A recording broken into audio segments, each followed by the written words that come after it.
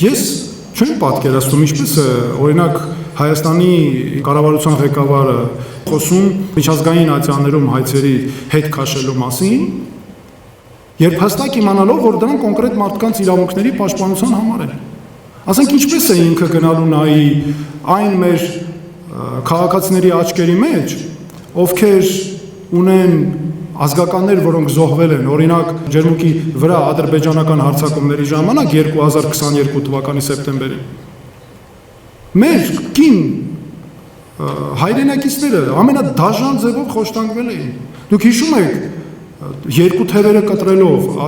երկու ոտքերը կտրելով, աչքերն էին հանել, քար էին դրել աչքերից մեկի մեջ, մեր մարմինը մերկացրել էին եւ գրել էին Յաշմա բառը ու այդ տեսանյութը հատուկ տարածել էին, որ վաղ սփռեն մեր հասարակությունը։ Ես գնացել եմ նրանց ընտանիքներ, նրանց տաներում եղել եմ։ Ես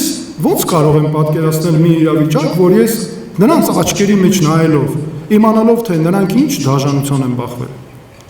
Առավել եւս սա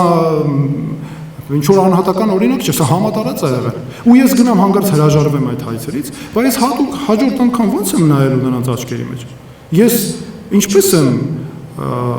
կարողանալու նրանց վերաբերել որոշումներ ընդունել, երբ ես հրաժարվում եմ հենց նրանց իրավունքների